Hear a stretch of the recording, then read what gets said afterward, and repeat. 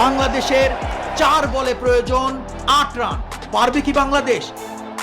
বল করলেন বোলার, এবার কিন্তু ব্যাটে লাগাতে পারেননি। ওহো, তবে দৌড় দিয়েছেন তাসকিন। উইকেট কিপারের হাত থেকে বল ছুটে গিয়েছিল। যতক্ষণে বল ছুড়ে মারলেন উইকেট কিপার, তার আগেই কিন্তু ঝাঁপিয়ে পড়ে মাহমুদুল্লাহ রিয়াদ সম্পূর্ণ শরীরটাকে নিংড়ে দিয়ে ঝাঁপিয়ে পড়লেন। তিনি জানেন এ যুদ্ধে জেতাতে হবে বাংলাদেশকে, আমাদের বাংলাদেশকে। এবার কিন্তু দেখতে পাচ্ছি মেন্টর মাশরাফিকে, সাথে শাকিব, তামিম সবাই কিন্তু বাউন্ডারি কাছে এসে করতালি দিয়ে উৎসাহিত করছে। তুমি পারবে, তুমি পারবে মাহমুদুল্লাহ, তোমার হাত ধরেই আসবে জয়, আমরাও বিশ্বাস করি। 3 বলে বাংলাদেশের প্রয়োজন 7টি রান।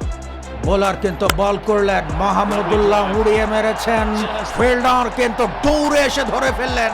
তৎক্ষণে কিন্তু 2 বারের মতো জায়গা পরিবর্তন করলেন, অর্থাৎ 2টি রান বাড়ল।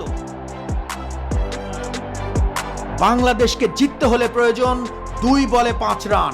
সবাই কিন্তু যার যার জায়গায় সৃষ্টিকর্তার নিকট প্রার্থনারত, আমরাও তাই।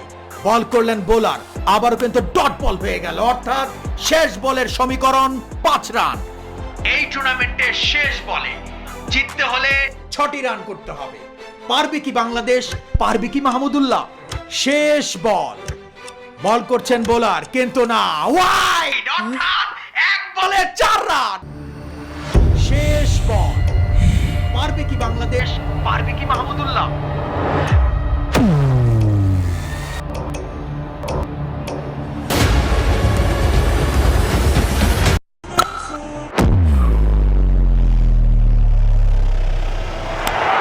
এবং ছক্কা!